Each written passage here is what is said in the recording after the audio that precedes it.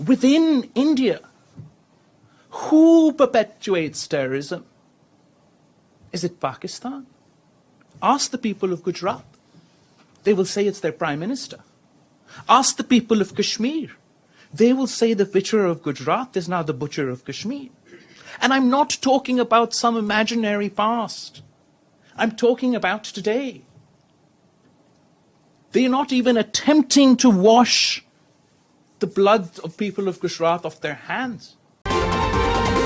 भारत की तस्वीर सच ही मिशन है। नमस्कार, भारत की तस्वीर में आपका स्वागत है। भारत की तस्वीर में आज हम बिलावल भुट्टो, जो कि पाकिस्तान के विदेश मंत्री हैं, उनके विवादित बयान जो उन्होंने भारत के प्रधानमंत्री नरेंद्र मोदी के बारे में दिया, उसके बाद जो कुछ विवाद हो रहा है उसको लेकर चर्चा करेंगे। और हम आपको बताएंगे कि बिलावल भुट्टो ही नहीं, उनकी मां बेनजीर भुट्टो, जो कि पाकिस्तान की वो भी प्रधानमंत्री रह चुकी हैं, और यही नहीं, बिलावल भुट्टो के नाना जुल्फ़िकार अली भुट्टो, जो कि पाकिस्तान के विदेश मंत्री, प्रधानमंत्री और राष्ट्रपति जैसे पदों पर रह चुके हैं, किस तरह से उनका भारत से नाता रहा है। हम आपको सिलसिलेवार तरीके से तीनों नेताओं के जो पृष्ठभूमि है उसको बताएंगे और आपको बताएंगे किस तरीके से ये भारत को लेकर विवादित बयान देते रहे हैं, लेकिन उनका भारत से बड़ा ही अच्छा संबंध भी रहा है। लेकिन आखिर क्या मजबूरी रहती है कि भुट्टो परिवार को बार बार भारत के खिलाफ बयान देना पड़ता है। पाकिस्तान के विदेश मंत्री बिलावल भुट्टो का बयान इन दिनों सुर्खियों में है। उन्होंने 15 दिसंबर 2022 को संयुक्त राष्ट्र सुरक्षा परिषद की एक बैठक के बाद प्रधानमंत्री नरेंद्र मोदी को गुजरात का कसाई कहा था। इससे पहले भारत के विदेश मंत्री एस जयशंकर ने पाकिस्तान को आतंकवाद का केंद्र करार दिया था। जयशंकर के बयान के जवाब में बिलावल ने मोदी के खिलाफ ऐसे शब्दों का इस्तेमाल किया जिस पर भारत ने कड़ा एतराज जताया और इसे असभ्य तक करार दिया। बिलावल के बयान की भारत ही नहीं, पाकिस्तान में भी आलोचना का दौर शुरू हुआ। बिलावल की मां बेनजीर भुट्टो पाकिस्तान की 2 बार प्रधानमंत्री रह चुकी हैं। उनके नाना जुल्फ़िकार अली भुट्टो भी पाकिस्तान के विदेश मंत्री, राष्ट्रपति और प्रधानमंत्री रह चुके हैं। इससे पहले भी बिलावल की मां और नाना भारत को लेकर विवादित बयान दे चुके हैं। लेकिन यह भी सच है कि उनके भारत से बहुत अच्छे संबंध भी रहे हैं, और चाहे जुल्फ़िकार भुट्टो हों या बेनजीर भुट्टो, उनके कई करीबी और पारिवारिक मित्र भारतीय रहे हैं। इसकी एक वजह यह हो सकती है कि पाकिस्तान की सत्ता पर बैठकर वो भारत के खिलाफ चाहे जो भी नीति अपनाते, लेकिन इस सच्चाई को भी नकारा नहीं जा सकता था कि भुट्टो परिवार का भारत से संबंध 4 पुश्त पुराना है। बिलावल के नाना जुल्फ़िकार के पिता शाहनवाज भुट्टो लड़काना सिंध के बड़े जमींदार थे। उनकी पत्नी हिंदू राजपूत महिला थी और कहा जाता है कि शाहनवाज भुट्टो के पास करीब 2.5 लाख एकड़ जमीन थी। सिंध उस समय बॉम्बे प्रेसिडेंसी का हिस्सा था। शाहनवाज भुट्टो की ढेर सारी जायदाद बॉम्बे में भी थी, इसलिए उन्होंने जुल्फ़िकार अली भुट्टो को शुरुआती पढ़ाई के लिए बॉम्बे के कैथेड्रल स्कूल भेजा था। इन वजहों से शाहनवाज भुट्टो का रिश्ता मौजूदा भारत से भी खूब रहा है। भारत की आज़ादी के समय शाहनवाज भुट्टो भारत की जूनागढ़ रियासत के दीवान थे, और जब 15 अगस्त 1947 को भारत आज़ाद हुआ और पाकिस्तान का जन्म हुआ तो जूनागढ़ सियासत को पाकिस्तान में विलय करने की कोशिश भी हुई, जिसका विरोध वहां की हिंदू बाहुल्य जनता ने किया, जिसके बाद भुट्टो परिवार पाकिस्तान चला गया। जुल्फ़िकार अली भुट्टो पाकिस्तान के विदेश मंत्री बन गए। उन्हीं के काल में कश्मीर का मुद्दा जोर शोर से उठा।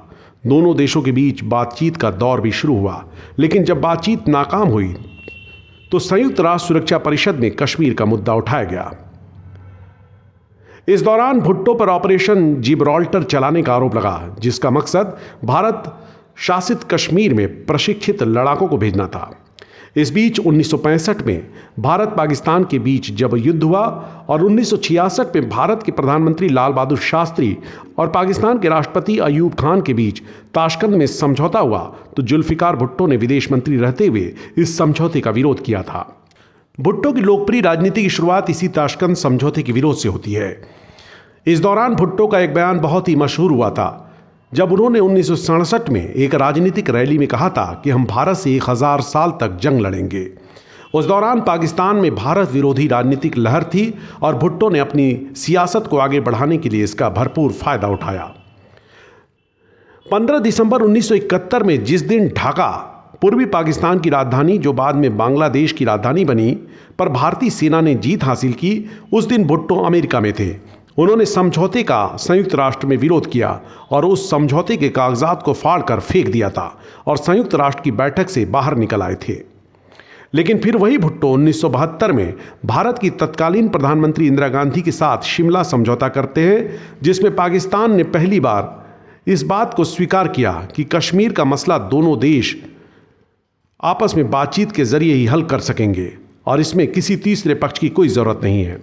साल 1974 में भारत ने जब पहला परमाणु परीक्षण किया तो उस समय प्रधानमंत्री बन चुके भुट्टो ने एक प्रेस कॉन्फ्रेंस कर कहा कि भारतीय उपमहाद्वीप अब सुरक्षित हो गया है और इसलिए अब पाकिस्तान भी परमाणु शक्ति बनेगा।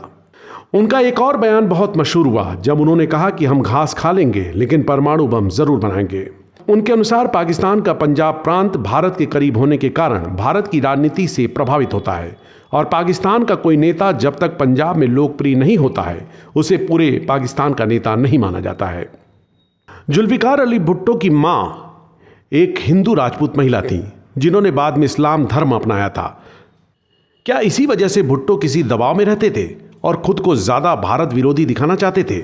वैसे भी हिंदू मां की वजह से उनको हमेशा निशाने पर लिया जाता था। इससे पहले जब बेनजीर के पिता जुल्फिकार भुट्टो को जनरल जिया ने फांसी देने का फैसला किया तो इंदिरा गांधी ने भी एक बयान देकर उनका विरोध किया। इंदिरा गांधी उस समय विपक्ष की नेता थी। और अब बात हम बिलावल भुट्टो की मां बेनजीर भुट्टो की कर रहे हैं। बेनजीर भुट्टो जुल्फिकार अली भुट्टो की बेटी थी और वो पाकिस्तान की 2 बार प्रधानमंत्री रही।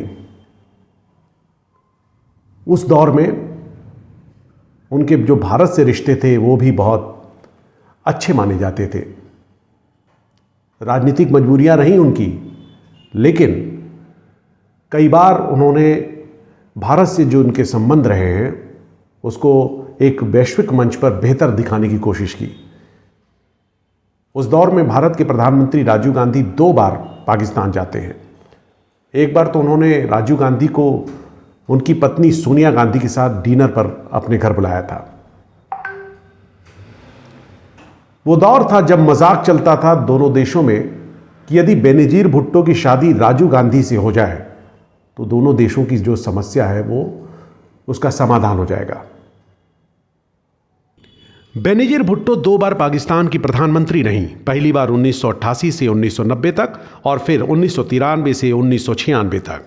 इस दौरान उन्होंने राष्ट्रीय टेलीविजन पर कश्मीर का मुद्दा उठाते हुए आज़ादी आज़ादी आज़ादी का नारा लगाया, लेकिन फिर उनकी सोच में भी बदलाव आया।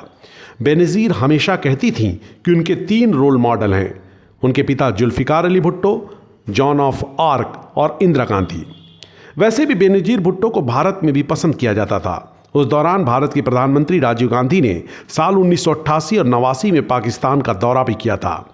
सार्क सम्मेलन के दौरान बेनजीर ने राजीव गांधी और सोनिया गांधी को अपने आवास पर रात के खाने पर भी बुलाया था। वैसे भी उस दौर में दोनों देशों में एक मजाक भी चलता था कि राजीव गांधी और बेनजीर यदि शादी कर लें तो दोनों देशों के बीच समस्या का समाधान भी हो जाए। बेनजीर भुट्टो के भारत के पूर्व गृह मंत्री लाल कृष्ण आडवाणी से भी पारिवारिक रिश्ते थे। अक्सर बेनजीर आडवाणी को तोहफे भेजा करती थीं। जानकार बताते हैं कि बेनजीर चाहती थीं कि भारत और पाकिस्तान यूरोपीय यूनियन की तरह एक हो सकते हैं। बेनजीर भुट्टो के बेटे बिलावल भुट्टो, जो कि पाकिस्तान के वर्तमान में विदेश मंत्री हैं, उनका हालिया बयान मुसीबत का सबब बन गया है। भारत में तो उनकी आलोचना हो ही रही है, जमकर उनकी किरकिरी हो रही है, लेकिन पाकिस्तान में भी उनको लेकर टिप्पणियां चल रही हैं। पाकिस्तान के राजनीतिक विश्लेषक मानते हैं कि बिलावल का बयान बचकाना है, क्योंकि उन्होंने परिपक्व होकर बयान नहीं दिया। किसी मुल्क के प्रधानमंत्री के संबंध में इस तरह का बयान नहीं देना चाहिए था। लेकिन हम आपको याद दिला दें कि बिलावल के नाना जुल्फिकार अली भुट्टो भी इसी तरह के बयान देकर उन्होंने अपना राजनीतिक कद पाकिस्तान में बहुत बढ़ा लिया था कि विदेश मंत्री, प्रधानमंत्री और राष्ट्रपति बन जाते हैं। तो बिलावल भुट्टो भी अपने अस्तित्व की तलाश कर रहे हैं, क्योंकि उनकी पार्टी इस समय पाकिस्तान में संयुक्त रूप से सरकार चला रही है और एक समय उनका वर्चस्व हुआ करता था। तो बिलावल भुट्टो अपने बयान से पाकिस्तान में अपने कद को बढ़ाते हुए दिख रहे हैं। भारत की तस्वीर में चर्चाओं का दौर जारी रहेगा। नमस्कार। भारत की तस्वीर सच ही मिशन है।